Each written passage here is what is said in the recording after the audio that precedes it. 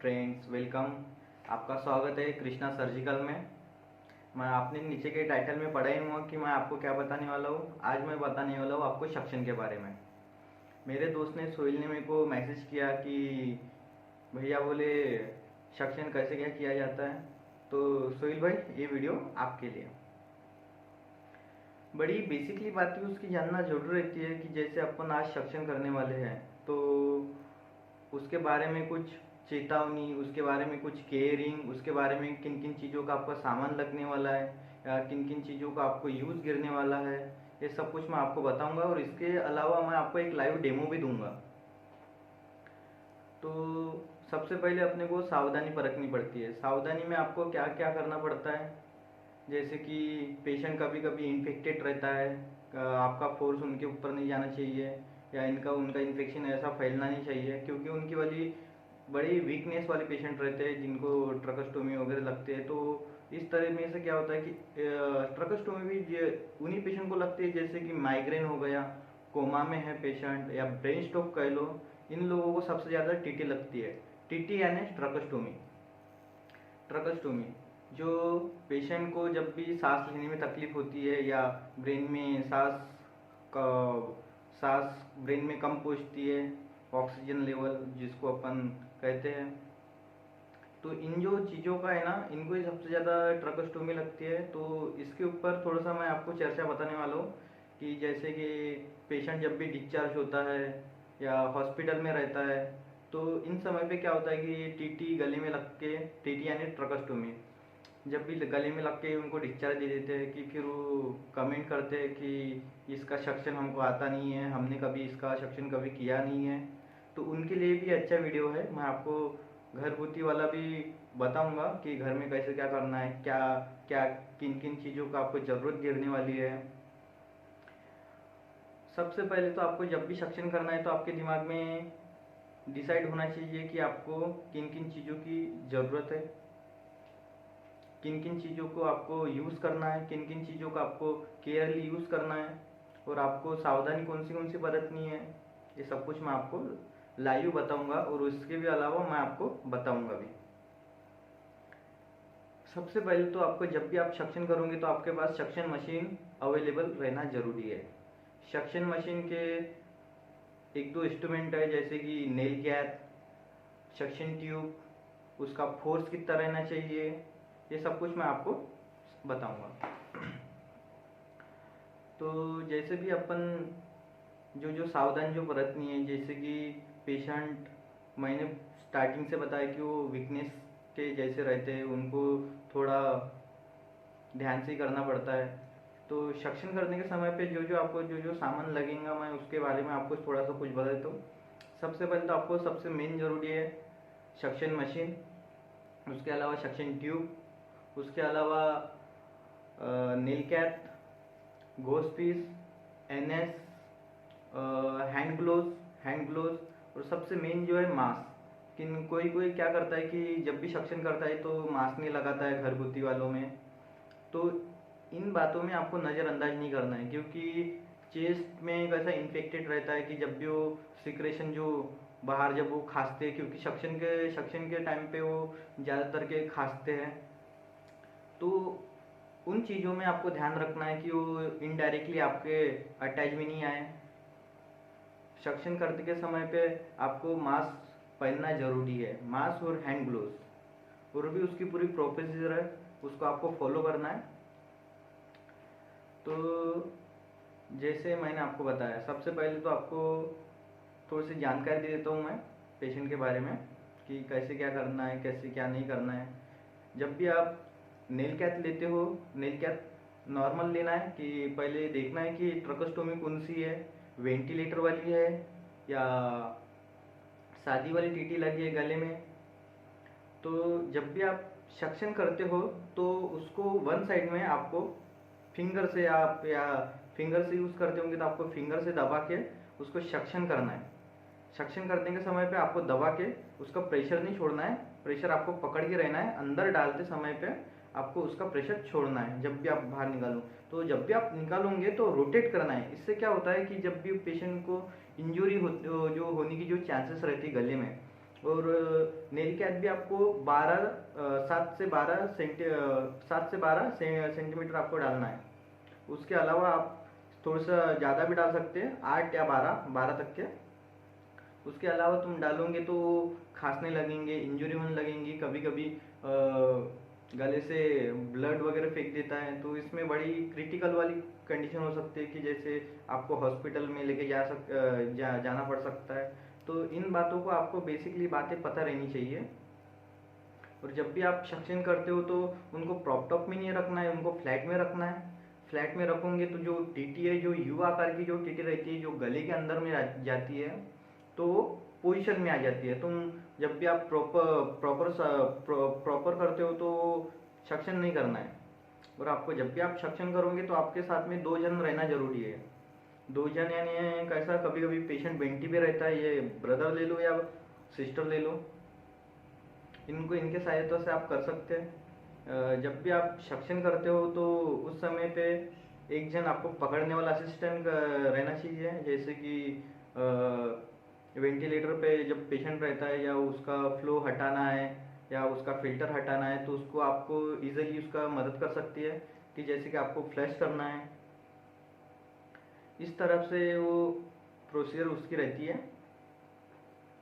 और इसके अलावा आपको वैक्यूम का फ्लैश वगैरह, उसका स्पीड, उसका फ्लो कितना है, उसका भी आपको ध्यान देना है। उसका फोर्स ज़्यादा नहीं रहना चाहिए, फोर्स ज़्यादा रहने तो वो क्लोटेस जो है उसको चिपकने की ज़्यादा चांसेस रहती है। और जब भी आप सक्शन करोगे तो आपको किन किन चीज़ों की आपको ज़रूरत गिरेंगी, ये सब कुछ मैं आपको बताने वाला हूँ। आओ अभी अपन लाइव डेमो देते हैं। देखो, एक मीडियम साइज़ वाला एक नेल कैट है अपने पास और एक 12 नंबर वाला नेल कैट है। सबसे ज़्यादा 12 नंबर वाले की यूज़ करते हैं सिक्रेशन साफ करने के लिए, और ये इजीली हाथ में भी आ जाता है और इसको कंट्रोल करना भी बड़ा आसान रहता है। और उसके बाद में और एक छोटा वाला आता है जो ट्रकोस्टोमी जो सबसे छोटी वाली लगती है, जैसे कि 5-7 नंबर वाली, उनके लिए ये यूज़ होता है नेल कैट। उसके बाद में दो टाइप के नेल कैट आते हैं, एक टी टाइप का आता है, एक वाई टाइप का आता है। वो अभी अपने पास है नहीं, पर सबसे ज़्यादा यूज़ इसी को किया जाता है, जो कि इसका परचेस अपने को 30 रुपये तक के मिल जाएगा। और ये 20 ml वाली एक सिरिंज है जो अपने को फ्लश करने के लिए लगेगा। उसके बाद में अपने पास एनएस आपको जो लगेगा, इससे एनएस से आप जब भी गले में कुछ फ्लश करना रहता है या सक्शन के समय पे जो फ्लश करने के लिए रहता है, वो स्पेशली इसका यूज़ किया जाता है। और ये 0.9 वाला है और ये ज़ख़म के लिए भी इसको यूज़ किया जाता है। तो आप इसको गले में ज़्यादा से ज़्यादा 2 ml या 3 ml तक के आप इसको डाल सकते हो।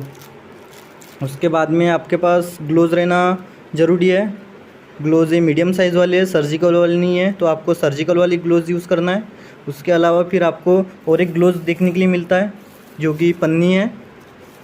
इससे सक्शन सबसे ज़्यादा अच्छा होता है। इससे सक्शन के करने के समय पे आपको जो उसका जो तरल जो पदार्थ है उसको हाथ में ऐसा चिपकता नहीं है। उसके बाद में आपको एक मास्क कंटिन्यू लगा के रखना है। मास्क ज़रूरी है, ये इन्फेक्टेड नहीं होना चाहिए करके। स्पेशली पेशेंट के लिए अच्छा ये रहता है, इसको आपका इन्फेक्शन या पेशेंट का इन्फेक्शन फैलना नहीं चाहिए, क्योंकि आपको मैंने स्टार्टिंग से बताया कि पेशेंट हमेशा वीकली रहते हैं। उसके बाद में आपको एक ग्लोव्स लेना है, गॉज पैड।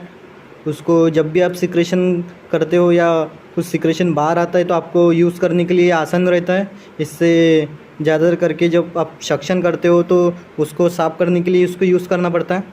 उसके बाद में आता है सक्शन ट्यूब। सक्शन ट्यूब आपको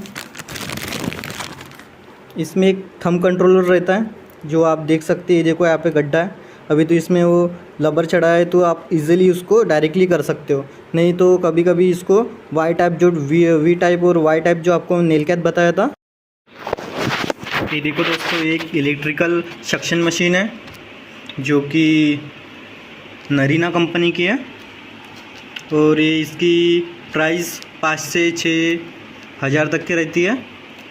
इसमें एक कंट्रोलर मिलता है, मैक्सिमम या मिनिमम कंट्रोलर। उसके बाद में इसको पीछे के साइड में एक ऑन ऑफ करने वाली बटन मिलती है। उसके बाद इसमें आउटपुट होने के लिए, इनपुट होने के लिए इसमें प्रेशर वाले जो 2 पाइप लगते हैं, एक इनपुट एक आउटपुट। उसके बाद में इसका प्रेशर वगैरह जो नॉर्मली इसका जो प्रेशर रहता है 80 तो 120 तक के रहता है HPNM। और इसका हमेशा लोग यह गलत यूज़ करते हैं कि जैसे कि इसकी ज़्यादा करके प्रेशर को ज़्यादा रखते हैं तो जब भी आप गले में डालते हो तो खींचते हो तो वो इंजरी होने की सबसे ज़्यादा चांसेस रहती है इसमें। उसके बाद इसमें एक आउटपुट में सक्शन ट्यूब जो बोला था मैंने, जो ये जो पाइप रखता है। उसके बाद में जैसे अभी आप देख सकते हो इसको मैंने ऑन कर दिया और यहाँ पे एक मैक्सिमम साइज़ में रखा मैंने। तो अभी इसमें प्रेशर बनना चालू हो गया, ये देखिए।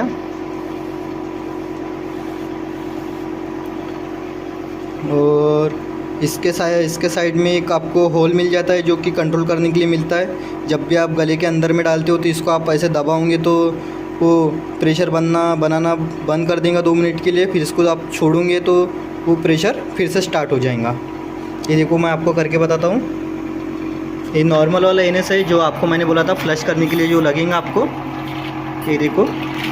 और इसके अंदर में ऐसा जमा होता है। फिर से आप देख लो एक बार। हमेशा इसकी नॉर्मल वाली जो स्पीड रहती है, ये देखो ऐसा अपर डाउन होता रहता है, जिसको आपको मैक्सिमम साइज़ में रखना है इसको। और अच्छा भी रहता है ये, जो हॉस्पिटल में जल्दी जो आप प्राइवेट रूम लेते हो या प्राइवेट अपने वाले घर में आपको इसको यूज़ करना है, जिनको TT लगती है, जिनको डिस्चार्ज मिल जाता है, तो उनके लिए ये मशीन अच्छी रहती है। अभी चलो मैं आपको लाइव एग्जांपल देता हूँ।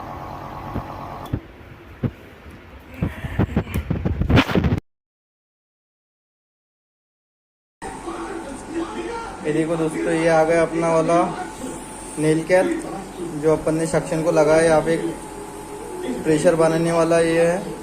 इसको जब भी आप गले में डालोगे तो इसको ऐसे दबा के इसको प्रेशर को रोकना है। इसके बाद में आपको इसके गले में ऐसा अंदर टक के डालना है। ये देखो डिस्क्रिप्शन दिख रहे हैं आपको, ये देखिए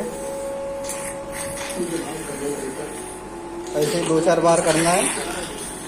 आपको ये ध्यान देना है कि आपको 10 से 15 मिनट के अंदर ही आपको सक्शन करना है, नहीं तो इससे अलावा आप करोगे तो डिहाइड्रेशन होने का पेशेंट को सबसे ज़्यादा चांसेस रहता है। इसको धीरे धीरे इसको गले में डालो। उसके बाद इसको खींचो, स्प्रिंग करके खींचना है, गोल घुमा के। उसके बाद में आपको थोड़ा सा फ्लश करने के लिए आपको थोड़ा सा NS लेना है। NS इसके वाले गले में डालना है। इसका ध्यान देना है 2 से 3 ml तक की जाना चाहिए। उसके बाद में ये को रिफ्लेक्शंस ये आ रहे हैं।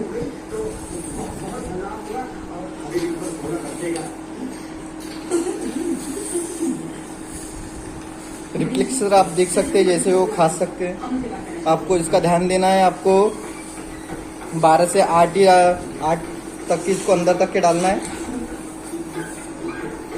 ज़्यादा अंदर डालूंगी तो इंजरी होने की सबसे ज़्यादा चांसेस रहती है। तो धीरे धीरे ये, और एक विथ सक्शन वाला ये है, इससे आप यानी कि खाना वाना खिलाते तो ऐसे अपने को खींचने के मिल जाता है। ये देखो यहाँ पे आ रहा है, इसको भी आपको क्लियर करना पड़ता है। उसके बाद में आप अच्छे से इसको कर लो।